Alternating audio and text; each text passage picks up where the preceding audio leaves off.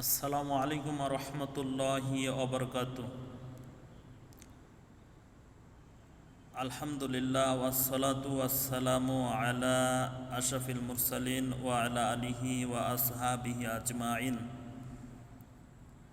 যে দুইটি কারণে মানুষ সবচেয়ে বেশি জান্নাতে যাবে, দুইটি কারণ হলো, এক নম্বর, যার ভিতরে তাকওয়া অর্থাৎ আল্লাহর প্রতি ভয় থাকবে সবসময়, এই ব্যক্তি জান্নাতে যাবে।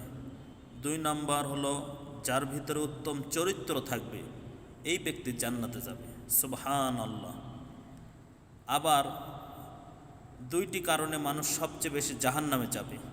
এই দুইটি কারণ হলো, এক নম্বর, জিহ্বা দ্বারা গীবত, অপবাদ, মিথ্যা, কটু কথার দ্বারা মানুষকে কষ্ট দেওয়ার কারণে সে জাহান্নামে যাবে।